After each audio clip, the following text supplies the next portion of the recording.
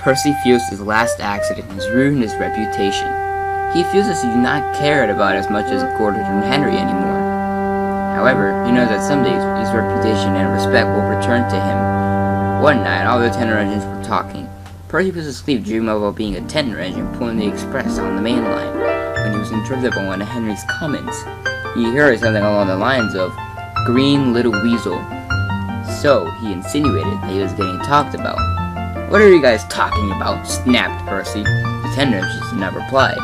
The tender engines were quiet after that, until Percy was loudly snoring away. The tender engines made another comment about green caterpillars, and Percy somehow heard them. "Shut up, you egotistical hobknocker," screamed Percy. "What?" asked Gordon. "What did we do?"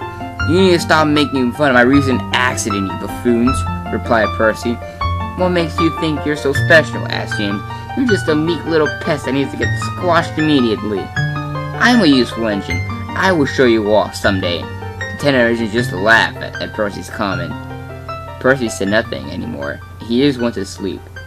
Next day, Percy was sharing some trucks in the yard. He was starting his work when Duck the Great Western Engine came in the yard to pick up some trucks. Duck noticed Percy was glum. "Don't let the big engines and that embarrassing accident get to you, old chap. Some hard work will get your minds off things." "But it's always work. Percy gets work and all no play." "I don't get what you're saying," replied Duck. "Nobody does," sighed Percy. He wanted to do some more heavy-duty shunting. Duck felt sorry for Percy, so he decided to help him out. Later that day, the three tender engines were guarding the sheds when Duck bravely came onto the turntable. Duck gulped. "What are your intentions with Percy?" asked Duck. The three tender engines glanced at each other. "Answer our question first. What are your intentions with Percy?" James said smugly. "What are you talking about? I'm just seeing what the matter is with Percy. He's acting differently lately, and I am very curious." "You don't need to know anything," said Henry. "Be gone!" Duck left the turntable in utter disgust. Later that day, Percy was resting when Duck came to speak to him. "Percy, wake up! I need to speak to you immediately about the tender engines." "What did you do?" asked Percy. "I tried to see what was going on between the tender engines, and they wouldn't say a word to me. They just blew steam at me," stated Duck. "We better notify Sir Topham Hatt immediately." "I have a feeling it won't matter. It will lead to rebellion by the tender engines, and Sir Topham Hatt would not be happy about that. We must use force through our government." Percy couldn't comprehend what Duck was getting at. "So," asked Percy. "So be forced through ourselves," corrected Duck. I don't think that is really necessary," squeaked Percy. He was scared to intervene with the hubris of the tender engines. As for Duck, he listened to Percy's plea for defeat.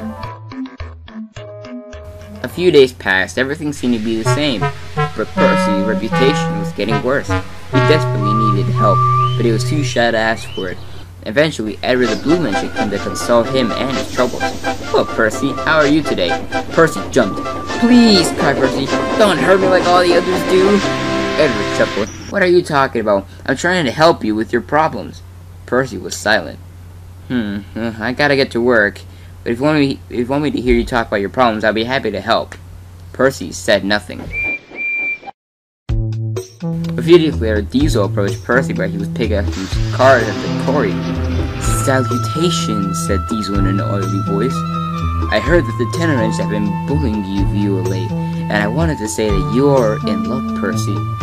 "What do you mean I'm in luck?" asked Percy. "I know how you have been picked on by the tender engines, and I have a grand solution.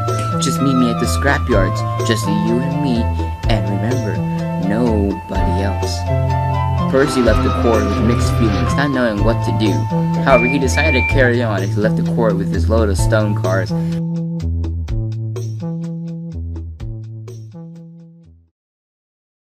As the trucks started to play their tricks, there was trouble. Percy was still uncertain what to do about the tender engines, and just like that, the freight cars caught him off guard.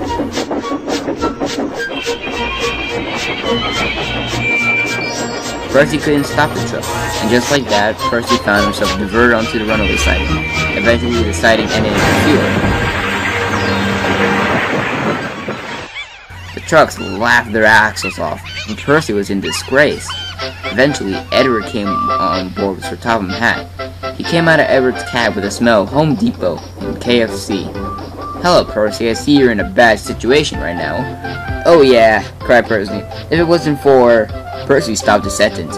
Are you talking about those tender engines? Questioned the Fat Controller. Yes, they got me in a bad situation, and now I'm off the rails because of them. Well, not actually because of them, but because of these cars, but the bad situation made them get cars off the rails. Oh, replied the Fat Controller, Edward told me already all about your problems, and I have taken drastic measures. For the next week, they'll be locked up in the sheds, and you tank engines will get to know what it feels like to be a real tender engine. Percy couldn't be happier. As the days went by, Percy took the job with James. He worked up and down the mainland as a mixed traffic engine. Everything went smoothly, and the tender engines were miserable.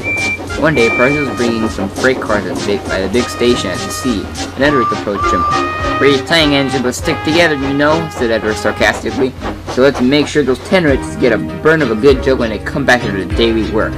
Percy winked at Edward, and the two of them got back to work.